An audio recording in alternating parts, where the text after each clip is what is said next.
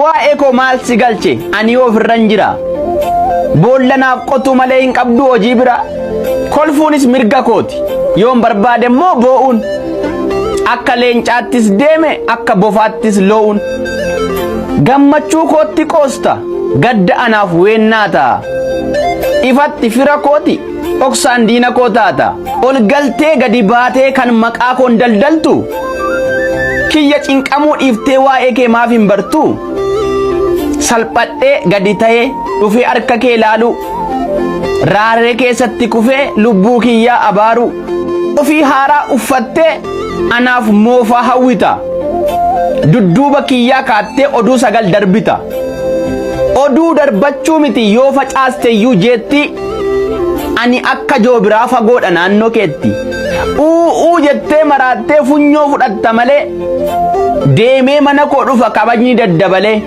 jabaadhumaan ladhi namni si wajjin dubbatee karaa nagayaatiin waliin gala Dr. Nuruddin ni jira. Soo akkas jecha amma dubbii Kaayiroo fi dubbii wannaa tana walitti dachaana jechuudha. San keessa amma takka lama wayii irra isinitti butee dhartiin jirti bara viidiyoo kana waraabinaa bilisan mana haasa'u jecha. Hamzaan baga fuudhe intala jechuun wanni kun piraankii ta'eetta dubbiin Kaayiroo yeroo hunda piraankiin jiraan dhumu waltumaan pirankii wal fuudhan pirankii wal lolan pirankii badaawii kijibaata fuudhaa sana keessa pirankii wal godhanii beekani duriyyeen Kaayiroo yoo ajandaa dhabde jaartii nama tokkoo hiitee yookaan fuuteti yookaan butteti yookaan saamte ajandaa uumatte jecha ajandaan jiraachuu baannaan Kaayiroon hin jiraattu duriyyeen Kaayiroo hin jiraattu jechuudha. Kanaafu they have to create some agendas for living. Sigalami nuti warri Dubai garuu hin hojjannaa hin qotannaa hin bocannaa chiikota teennallee hin xabbasannaa hin dalaganna jechuudha. Jarri garuu jiraachuudhaaf jaartii isaanii caalallee jiraachuudhaaf obboleessa fi fira isaanii caala waan hunda caalaa warri Kaayiroo jiraachuudhaaf ajandaa barbaadan jechuudha. Kanaafu yoo dhukkubni jaraa sun nu seene intalattii teenna seene malee akkasi kabiraa immoo jechuun ammoo osoo jaarsaaf jaartilleen Dubaayitti ol lol ta'e kiyaar maqaan si badee jaarsaaf jaartii araarsi. Osoo amma Dubaayin keessatti jaarsaaf jaartii wal birallee buluu diddee kiyaartu addaan argee jettan jechuudha. Amma san shakkii qaba kama dhugaa dubbachuuf jechuudha. Amma bakka meeqatti meeshin na gootan bakka meeqatti gurbattiin sun osoo maal eegduun tallachiilitti anqooyi meeqa fuudha ishii hundaayyuu jechuudha. Amma boru tabirallee asii deemtee heerumte osoo kiyaar osoo ati maal eegdu achiin talle heerumte jettanii bakka meeqatti maqaa kiyya meeshin gootan har'a jechuudha. So naniisa an nama tokkocha.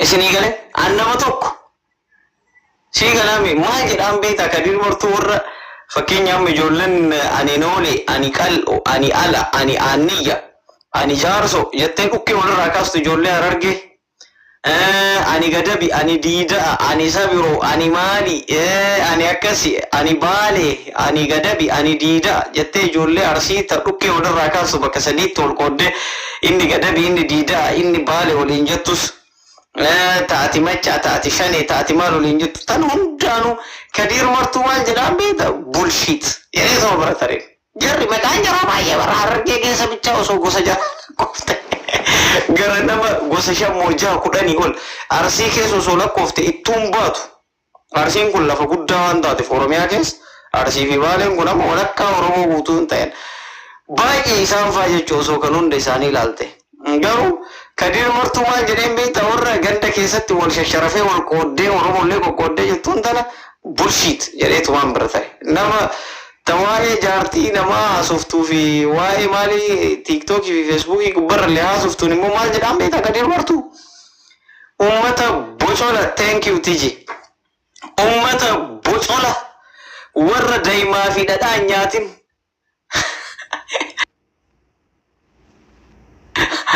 warra foonii fi fuduraaf muduraa nyaatin warra shaayii sukkaara bichaan guddate tunniin bocola jedheen Kadir Martuu jecha. Saaka thank you. Kamu luka sinye dabar. So bocola jechuun bocolatanii tana jala deemtanii waan baay'ee isinii wanta jedhu qabu saaqaa galatoomi akkasii jecha isinii galee wayita amirii rabbii kana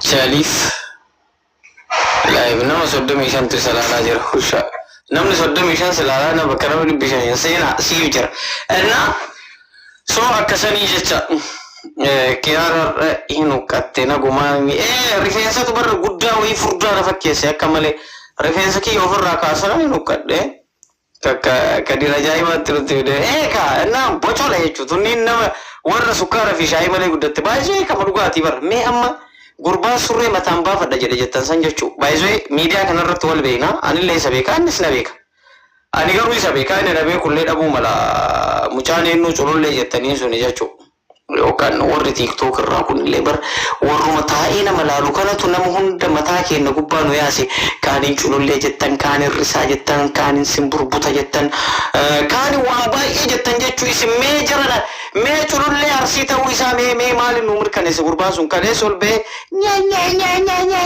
jechaa ture bullshit afaan keen banin atillee husha isaan jedha culullee jecha ol bee yoo hamzaan surree mataan baafadha jedhe mee baafadhu kaadhaqi obboleessadeen hangaafuma sanuu intala nuhuyyuu kabira jiru ka ganamaa galgala hojii nyaannee dhuynu ka bakka hojiititti dhaynee matatu si dhukkubee maal taatee si bowwaafatee maaltu jira bar wanti haaroyti maali jennee waamee ka wajjiin taanu intala hojii nuun dhabne callisii taa'ii namana surreen abboon akki surreen bakka baatuun qabdi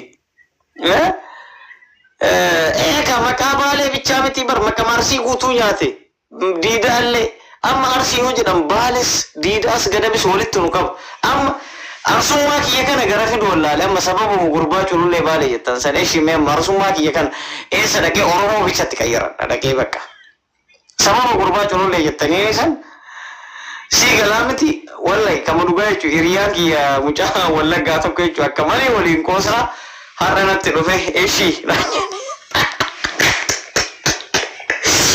feemasu naan jedhe nagarre maali jennaan bari ijoolleen teessan maa akkatti nu rakkistan naan jedhenna inni muudii natti qabata beeta achumaan inni baale miti arsii mitedheen lakkii taa'ii kiyaaroo baale maqaa lamaatii maanin beekuu naan jedhe amma sababa gurbaa culullee jedhaniin isan jechuu gowwaa maa ina sauno abbo dhagee taate amma culullee an viidiyoo kee for the first time gaafsi argu gaafsan Itoophiyaa jira yoo si argu sihii akka dubartii jaarsi garafeetitti anaannatee booyu si argan guyyaa jalqaba lammata nutti hin booyin ende maaliif nutti boottanu obboleessa tiiktookii jechuu hiikkoon isaa yoo si hin galin yoo tiiktookii jechuun hiikka yoo hin galiniif gurbaan culullee moo simburbuta jedhaniin sun jechuu googilii keessa dhaqiitii jechaadha googil godhi sii galaa waanin abboo saalfanne si wajjin chiikii wajjisitu wal arrabsa mee haadha faatee faa wajjin wal arrabsa rabbii keetii jedhe haati faatee inshaallah osoo isiin jechuun waan dhiirri qabu kana qabaatte jechuu saddaamii tokko narraa eegana waraaba gaayis osoo waan dhiirri qabu kana qabaattee haati faatee jechuudha chiikii an janaajjanu na wajjin janaajjante an haadha faatee wajjin oma takkaan dubbadhuun callisee biraa deemaa isii garuu inni jechuu garee qaba garee isaati fi isallee anatu galabbate hunda isii jecha sii galaan bakkuma laaftuuf qofa ciniinti bar warri amma tiiktook irraa namni tunniin tun nadhoodhan jecha bakkuma laafuuf bicha dhayitee ciniinti sii galaa miti baay'isee viidiyoo waraabee boolsi godhee jira waan na aarse tokko jechuu maal akka ta'e beekani amalal shuf waan asirratti deemu keessaa jechuu tokko waa'ee jaartii namallee bar namarraa haasa'anii uummanni bocolli tokko jechuu jarrana waan baay'ee jira namni jechuu anamma nama arrabsee hin beekamne sii galaami uummata oromootiif sagalee ta'e uummanni oromoo firoona godhe atillee uummata oromootiif sagalee ta'e yookaan mootuu aappii wayii waa barsiisi kamiifuu ta'e waan feete godhe yookaan daawwaa godhe yookaan dhaaba wayii ijaaradhu waan feetellee ta'e garuu osoo nama hin arrabsin osoo jaartii namaa hin arrabsin osoo maal hin jedhin feemasii ta'uun ni danda'ama. Sii galaa miti gurbaa jirullee jedhanii san jechuu husha maqaa arsiidhaa ati hinaasiin calqaba waan haasoftu baradhu. Tiiktookii kana gubbaa dhuftee namni 500 jettee baraazar namni silaa jechuu faate fi maabbadoon tokko ka taaksii oofu jechuu yoo ishaaran diiman isa qabe sii galaami tiraafik saayiniin yoo isa dhaabe jechuu jidduu sanitti waan hojjetu waan hin qabneefu taa'ee silaa lafa taasanaa jedhee yeroo sitti dabarsuuf. Takka immoo ka silaaltu distii isii fattagaa waltee saanii isii dhiiqee gibbii isii walaawwaltee gab jettee yoo mana madaamiititti deebitee soofaa gubbaa gatteettu silaaltisi. Sii galaami maaliif yeroo sitti dabarsuuf malee barnoota wayii sirraa argatteeti miti. Tokko immootu iskiriin rikoordi si godhatee poosti si godhuuf sirraa haasa'e. Kanaafuyyuu jechuun of baradhu of baradhu konkaa. Calliftee akkanumaan bakka namni nalaale jettee akka korbeessaree hin oobsini as gubbarra.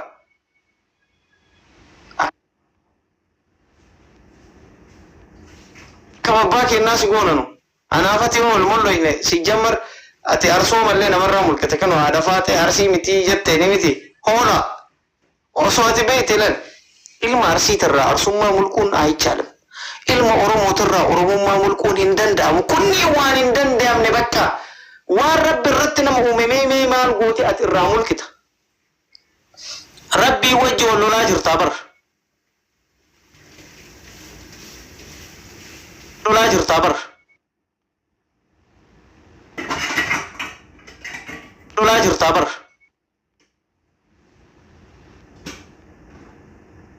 Lolaa jirtaa bara.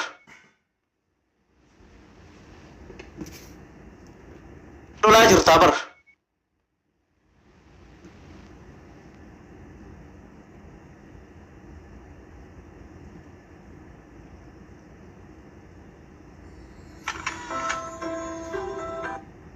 Lammatan dhufu tiiktooker kana jecha sheer godha mee sheer godha guys waan maallaqa isin gaafadhe seetanii sila sheer godha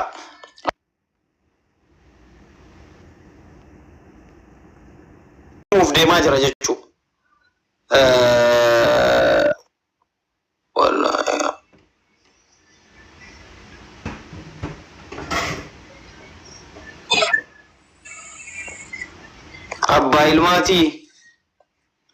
Abbaa ilmaatiin hangafa keeti. Ashi namni hunduu hangafa kiyya ashi akkam goona reeshi bakka umriidhaan hunduu hangafa kiyya ta'e akkam goona. Baay'isee kana booda jecha takkittiin ta'e jecha Wallaggallee ta'ii, Jimmallee ta'ii, Harargellee ta'ii, abbaa feete ta'ii tiiktookii kana gubbaa dhuftee waan Oromoo kokkoodu yoo haasofte jecha gadi taa'ee likkii si galcha. Takkaa kee warra tiiktookii kana gubbaa jirtu. Isinitti callifne har'a sana xaltan boru sana xaltan yookaan har'a isinii gala yookaan boru isinii gala jennee isin dhiifne. Sii galaami achi boodarraan immoo isin guutuma keessa lixxaniitu mulumaa abaasaa nyaattanii nurratti albawuu eegaltan jechuu akka waan nuti arraba hin qabne akka waan nuti gowwaa wajjin naasuuf nu jennee callisnaan jechuu bullshit. So akkas jechuu warri Jawaarin arrabsitu immoo jechuu mee Jawaar maal si godhe way kaas jala jechuu tokko reef mana wayiitti Jawaarin arrabsanii itti dhaqee jennaan Jawaar laal akkuma Dr. Maraara hoogganaa kafaa Jawaarillee deemee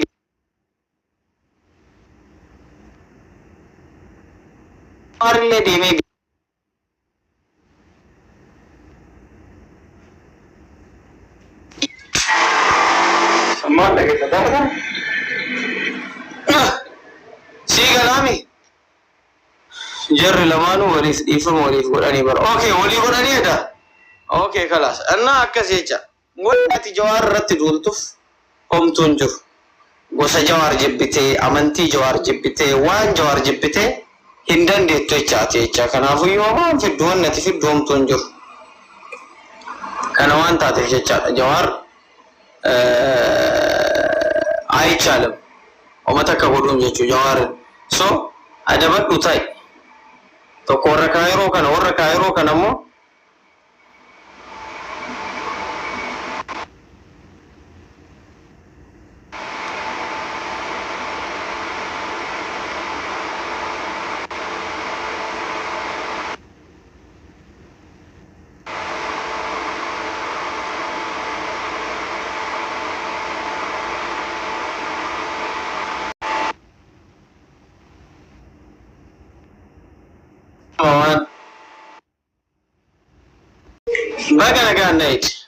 I have a question for you. Okay, akkasi mere. Wanna sura arfaase fi jawar bakasan fiddef malimi. Explain what? Jawab situ man. Natti bare na ina sabab rabbi. Malik mintu gaming Malik. Wallahi. Sana mana? Kambara eshi amma jechuudha. Yoni ati maqaa kee maaliif Yoni ofiin jette ko Yoni? Yoni maal nyaata akka chuu barbaadeni?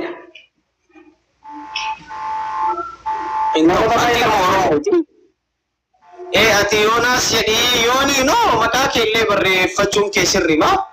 Garuu akkuma ilma Oromoo tokkotti osoo akti goote maaliif ati yeroo baay'ee waa'ee Oromummaa kanas nama gorsitaa waan baay'ee nama gorsitaa jechuudha. Garuu guyyaa tokkollee asitti haareen beeku.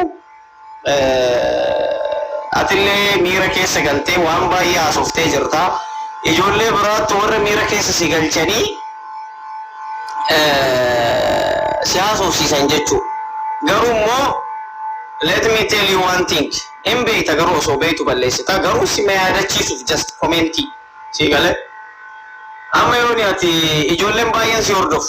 Right? Akkasii mere namni 40 erga si hordofe booda ati miidiyaa kana gubbarratti waan hojjettu, waan dubbattu, waan ol baaftuuf gadi buuftu bareechitee beekuu qabaatta. Miira namoota osoo hin taane nama akkasii dubbisan osoo hin taane wanni ati gochuu qabaattu waan Yoni madaalu. Maaliif?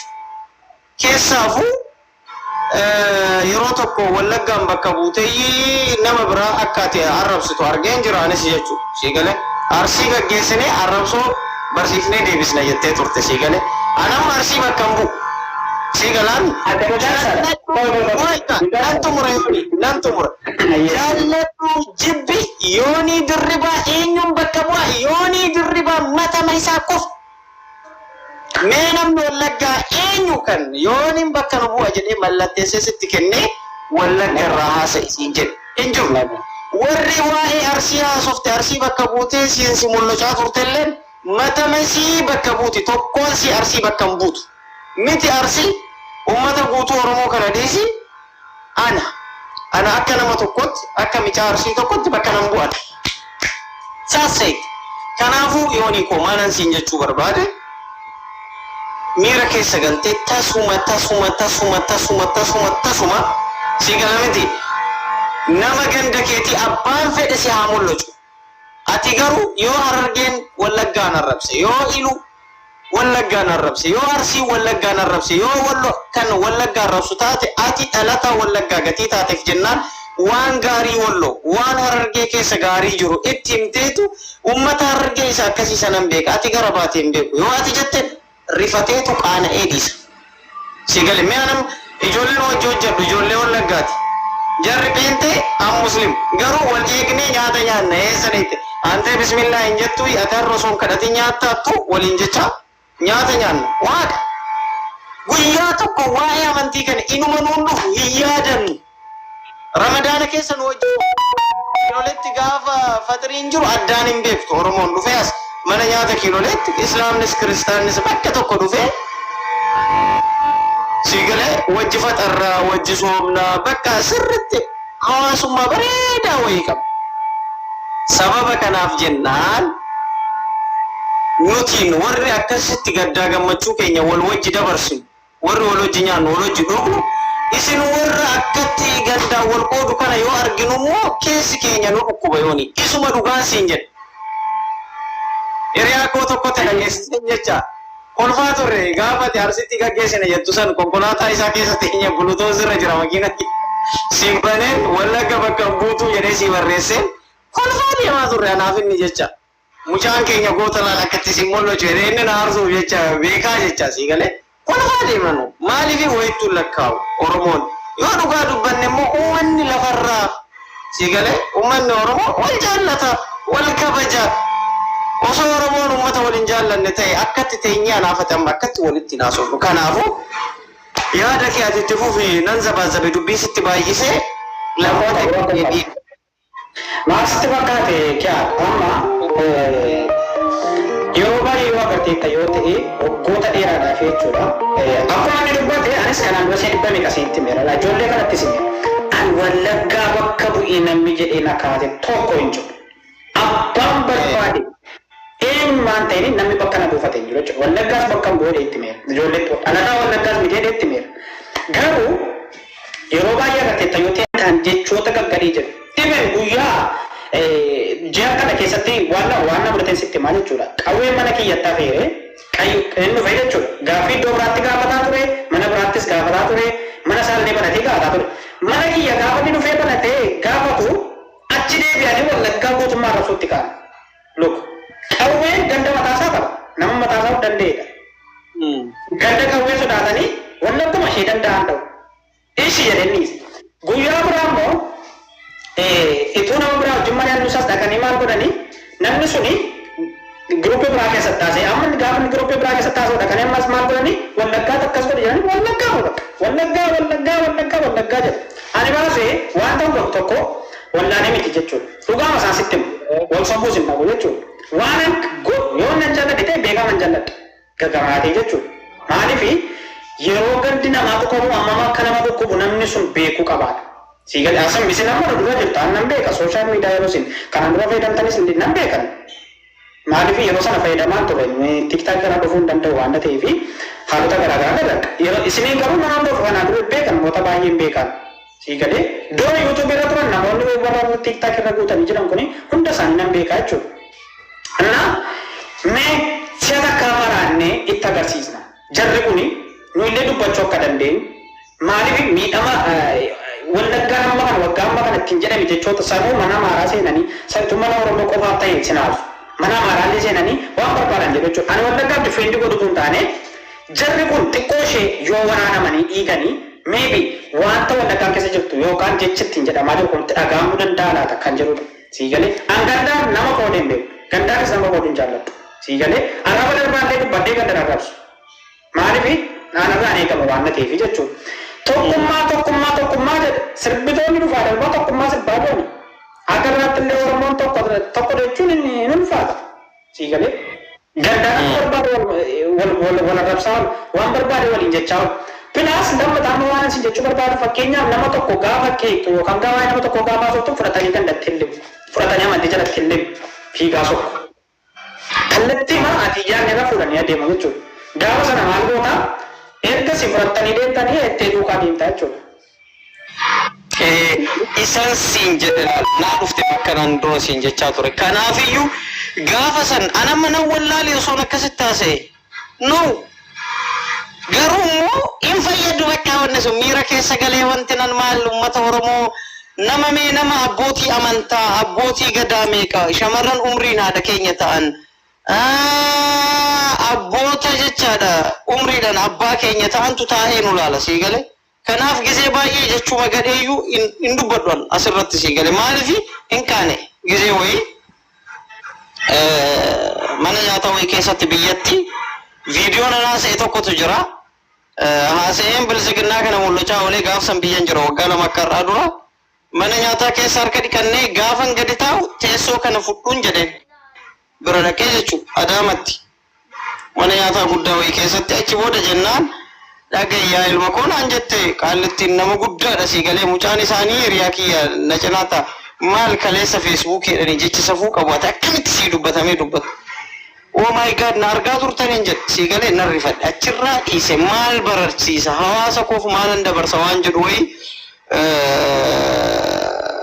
laaluu qabaanna miira keessa seennee miira sanirraa hafuu qabaannaa soo akkasii yoonii koo sin jaalladhas ansin kabajas ati immoo akkanan si jaalladhuuf si kabaju sanitti si gala miti waan gootu san personally jecha kiyaarin mollochuu barbaanna likkii isaatti even jawaarin mollochuu barbaadde kophaa isaatti achiin yaada isaa mormi mollocha garuu arsi jettee maqaa dhufte achi keessa arsii keessa peenteen jiraati mee amma yesus eenyu wajjin waldaa gaaf dhayte kadhatta faarfatta muslimatu jira ortodoksitu jira waaqeffatutu jira kana keessa ammoo abbaa rabbi irraa dhaguun beektu namni tokko si abaarran si balleessa that's why you have to keep kasiisan keessa galchuu qabaatu jabaadhu tole yaa keessa galchuu argannaa numan tole yooni naattiin deebiin bakka san amma immoo guys nama seensa